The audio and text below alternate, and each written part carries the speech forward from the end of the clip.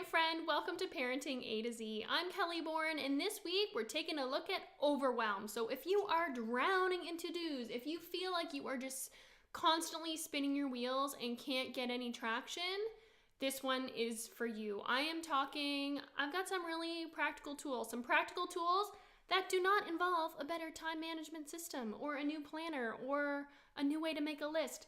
Nuh-uh, none of that stuff. The real deal, coming right up.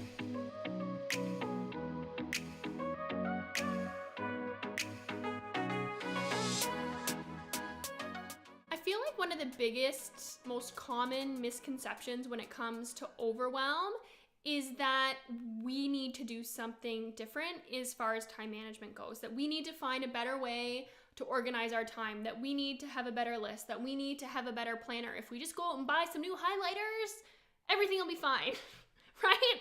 I know I have definitely fallen to the trap of thinking that office supplies are going to solve my overwhelm issue, but the truth is less. You know what? Less. Less is more. Less is the secret to having less overwhelm, less of the time sucks, of the tasks, of the amount of stuff in your home. It's all about getting rid of all the clutter, whether it is a physical thing like too many mismatched socks, or whether it's a personal thing like relationships, or whether it is time commitments like birthday parties and soccer practices and all these things coming out the wazoo that are just draining you and pulling you down and aren't really giving you anything back in return. It's all about cutting and slicing and dicing and getting rid of all of that stuff that you don't want or need or care about so that you have more time in your life for the things that really do matter. And I know it's like, okay, yeah, we all know that. It all makes sense, but we can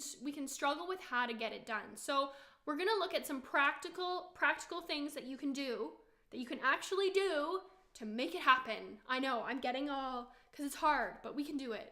We can do it.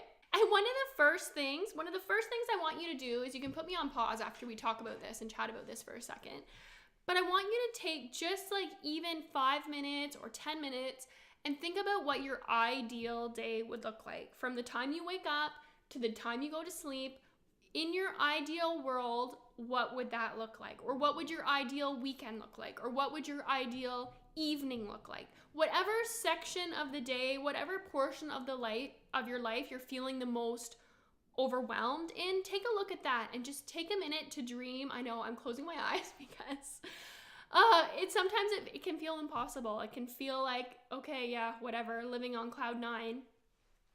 But unless we're really clear on where we want to be and how we want our life to look, we're never going to be able to get there. So just take a minute. You can put me on pause, whatevs, and just think about that. Map that out, what you would like your ideal day to look like, with no buts or no, well, I can't do that because, like, really sit down, and if there were no restrictions on you, what would your ideal day look like? And then when you've got your ideal day mapped out, just pause for a second, take a look, take stock. How is your current reality?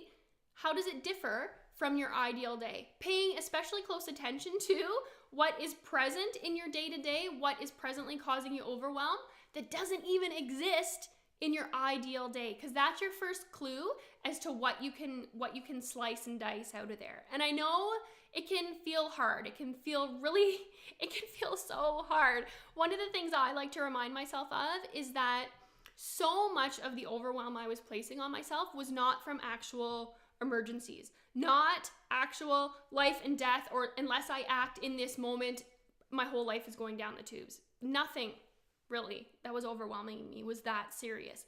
It was all these like manufactured emergencies and all these things that I was putting so much more value in than they deserved. They weren't actually really that important. I had just made them be, in my head, more important than they actually were. So just getting real with yourself on your priorities and where you're placing your value and what you can kind of chuck to the side.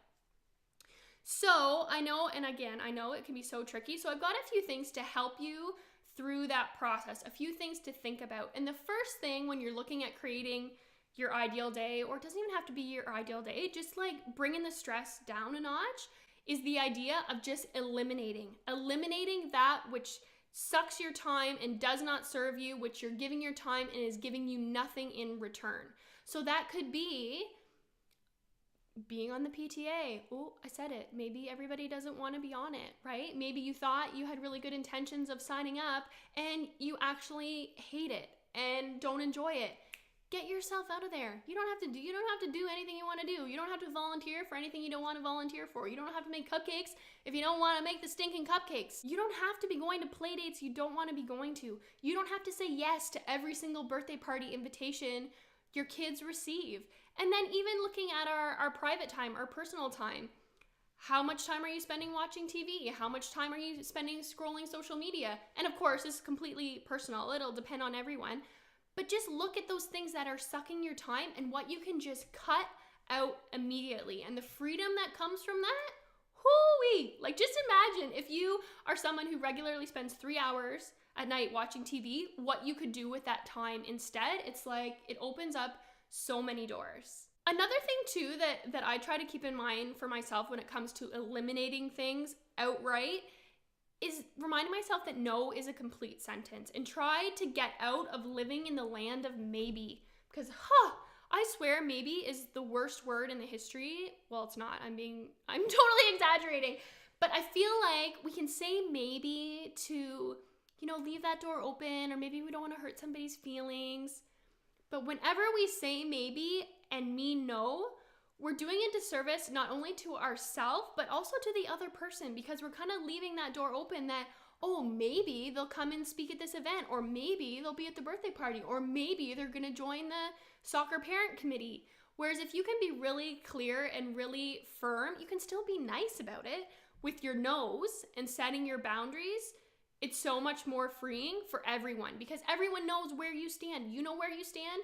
They know where you stand, and you're not wasting that mental energy thinking about, oh, are they going to ask me to do that again? Whereas if you just say no, you leave it at that, it's clean, it's the way to go. I'm telling you, people, no. It's a great word.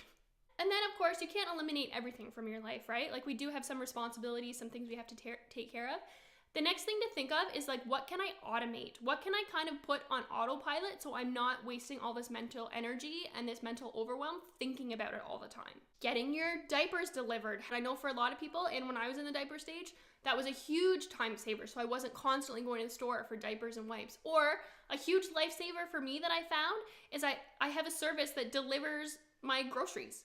So I still cook and I make the home meals, but they just deliver everything for me so I'm not having to go out all the time. And of course, like, it'll be different for everyone, but just start to think of what can I automate? What don't I have to be doing myself? The other thing that goes along with that too, that doesn't involve spending money or signing up for any kind of service, is batching what you're doing. Automating, in a sense, doing laundry only on Sundays, or checking your email only 3 times a day at certain times, instead of letting all the notifications constantly bombard you and bury you. Same with social media. Instead of constantly having it going, have set times where you can go in and that's when you check it, get in, get out, you're done. So batching whatever you can batch, even paying bills, instead of going through constantly and you're always in and out switching activities, whatever you can batch, whether it's dishes or laundries or changing the oil in your car, whatever it is. I know that's a weird example, but batch what you can batch, automate what you can,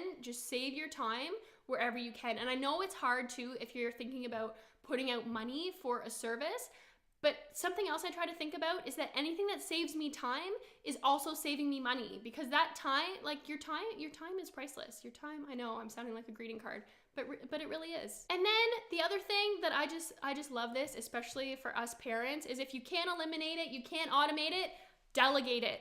So guys, I'm looking at you, I'm talking, getting your kids to start doing some chores around the house, showing them how to vacuum, showing them how to do the dishwasher, showing your older kids how to cut the grass, all of those things. You don't have to be doing all of it. Start letting go where you can, delegating what you can, getting your older kids involved in supper prep, heck, even handing over dinner a couple nights a week to your older kids. Delegate what you can. Just asking yourself, do I need to be the one doing this, or can someone else be doing this? And when it comes to a lot of our parenting, I'm like wearing my parenting hat, if you can't tell, that's what I'm doing. To a lot of our parenting jobs, we're doing stuff that our kids are more than capable of doing. So just try to delegate as much as you can. So I know overwhelm, it's a big topic and it's not like an overnight easy fix, but I really and truly believe that the way to get rid of overwhelm is not through time management or more office supplies or better lists. It is through getting rid of the crap that is junking up your life. Eliminating, being ruthless. But you can also be nice while you're being ruthless with your time.